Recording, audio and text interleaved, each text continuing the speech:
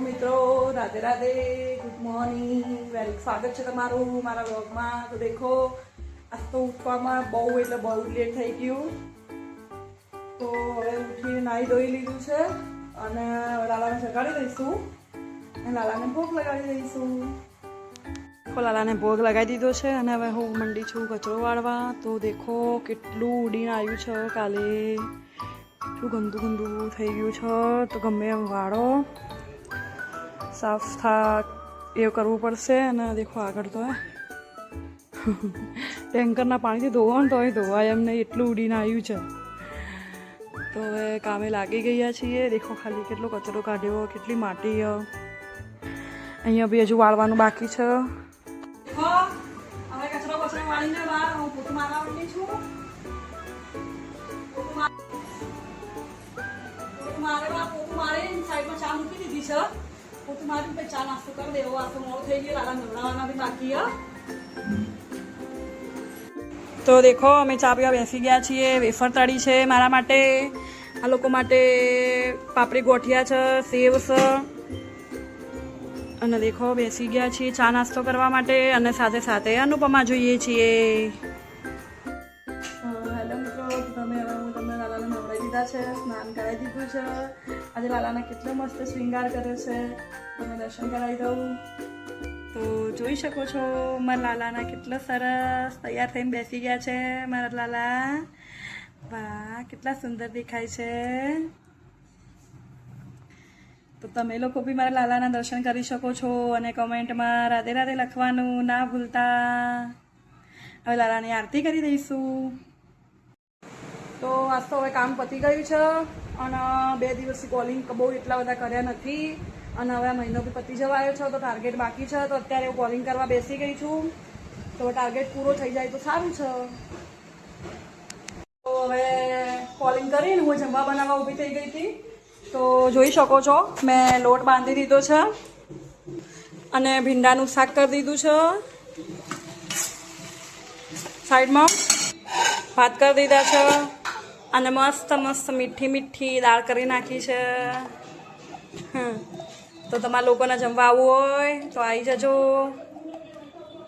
દેખો મસ્ત બનાવી દીધી છે ને દાળ। તો હવે હું રોટલી કરવા લાગી છું। તો હવે રોટલી કરી નાખું ફટફટ। અમારા હસબન્ડ આવતા હશે, અમારા પતિદેવજી। વિડીયોમાં કંઈ થોડી ભૂલચૂક થાય તો માફ કરવી, કેમ કે હજુ નવું નવું છે અને હજુ અમુક ક્લિપ લેવાની ભૂલી જવાય છે, પછી યાદ આવે છે કે વિડીયો બનાવવાનો છે, એટલે થોડું ભૂલચૂક થતા હોય તો માફ કરજો। અને કોમેન્ટમાં કહી દેવાનું તમારા માથી કંઈ ભૂલચૂક થતી હોય કે ભાઈ આમાં આવું છે, આમાં આવું કહેવાનું, આમાં આવી રીતના એડિટિંગ કરવાનું। હજુ એડિટિંગ કરતાં પણ હું શીખું છું ધીમે ધીમે। તો તમે સપોર્ટ કરશો તો થોડી વધારે મજા આવે। તો હું વિડીયો બનાવું છું, જો મને સપોર્ટ થોડો મળે તો થોડી વધારે મજા આવે। તો અને અમારે 4-5 દિવસથી પાણી આવતું નથી ને આવી ગરમીમાં, એક તો ઉનાળામાં તો પાણી જોઈએ જ, તો પછી નહીં ચાલતું, પણ શું કરીએ હવે। દેખો હું રોટલી કરી નાખું ફટફટ, કેમ કે એક તો ઉનાળામાં રોટલી કરવી ગરમીની એ જ ગમતી નથી। શું કરીએ, લેડીઝ માટે ઉનાળામાં વેકેશન ના પડીએ કે રસોઈની, કે ઉનાળામાં રસોઈ નહીં બનાવવાની બહારથી। એવું કંઈક કરો યાર, જીવ બાળો અમારા ઉપર, લેડીઝ ઉપર, કે બિચારી આવા એક તો આટલી આવી ગરમીમાં આવા 40 ડિગ્રી તાપમાનમાં રસોડામાં ગેસ આગળ કામ કરવું એટલે झंड कर दिया मेरी जिंदगी की। क्या कर दिया? झंड। झंड मतलब? झंड मतलब डिस्ट्रॉय। डिस्ट्रॉय। બધા તો એમ જ કહેશે કે નવાઈ છે, આમ છે, તેમ છે, જે કરે એને ખબર પડે। શું કહેવું તમારું? તો દેખો રોટલી બી થઈ ગઈ છે, મસ્ત મસ્ત ગોળ ગોળ રોટલી ફૂલાઈ દીધી છે મારા જેવી।